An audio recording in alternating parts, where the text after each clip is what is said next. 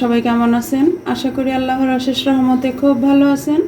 আমিও আলহামদুলিল্লাহ ভালো আছি। তো আজকের রেসিপি সকালের নাস্তা, বেলার ঝামেলা ছাড়া ডিম পরোটা।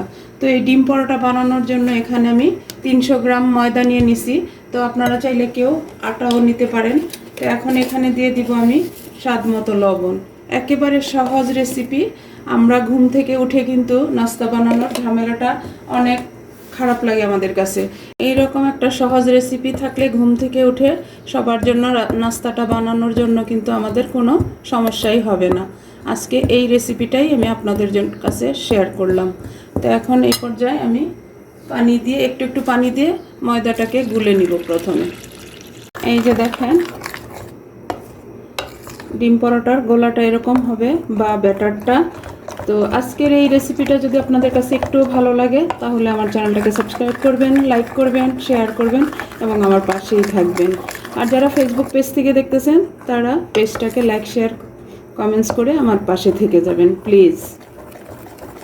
এখন এই যে আমি পরোটাটা বানানো শুরু করব। এই যে এরকম হবে, আর কোনো লাম্পস যেন না থাকে এইভাবে আপনারা গুলে নেবেন। এখন আমি ডিম পরোটাটা বানানো শুরু করব। তো বিসমিল্লাহির রহমানির রহিম।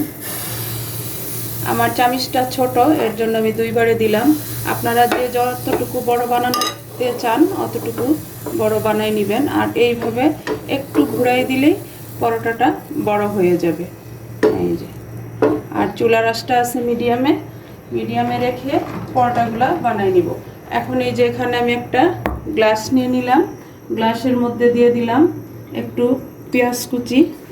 আর পেঁয়াজ কুচির মেজারমেন্টও বললাম না, যে যতটুকু খান অতটুকু দিয়ে নেবেন। আর দিয়ে দিলাম একটু মরিচ কুচি, দিয়ে দিলাম স্বাদ মতো লবণ। যেহেতু পরোটাতে লবণ আছে ওইটা বুঝেই দিবেন। আর দিব একটা ডিম।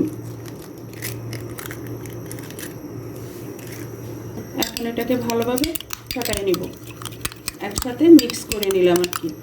এখন এই ডিমটা আমি এই পরোটার উপরে দিয়ে দিব। একেবারে সহজভাবে এই রেসিপিটা হয়ে যায় সকালের নাস্তাতে। ছোট বড় সবাই পছন্দ করে খাবে এই পরোটাটা। আর গৃহিণীদেরও কিন্তু বা মায়েদের যারাই বাসায় সকালের নাস্তাটা রেডি করেন না কেন তাদের জন্য অনেক সুবিধা হয়ে যায়। বেলাবেলির ঝামেলা রইল না, একসাথেই আমরা এই ডিম পরোটাটা বানিয়ে নিতে পারলাম। পর্যায়ে আমি 1 চামচের মতো সাইড দিয়ে তেলটা দিয়ে দিব। দেখেন পরোটাটা কিন্তু ফুলে উঠতেছে। এই যে এখন আলতো হাতে আবার আমি পরোটাটাকে উল্টাই দিব।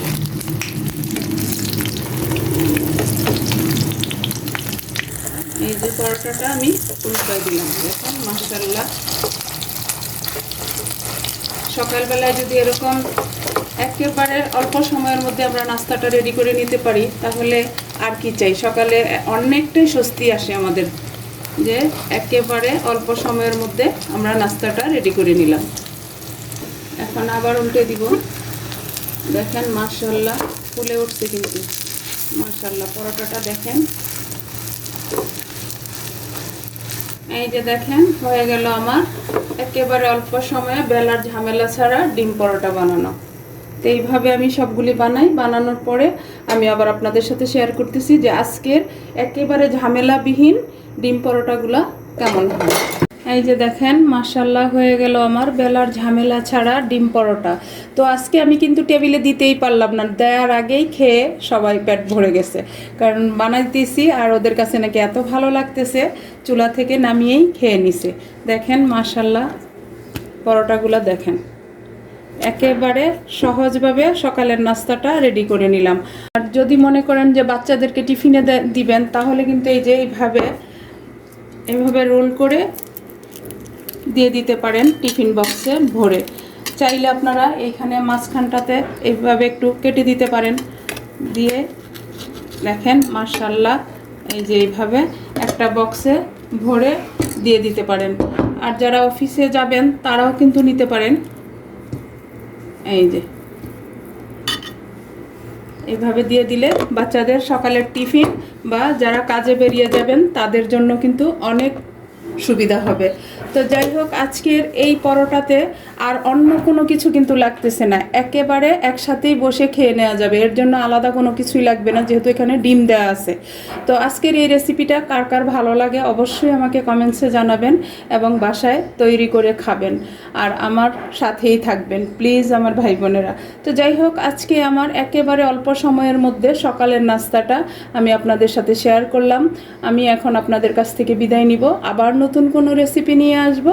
আল্লাহ হাফেজ।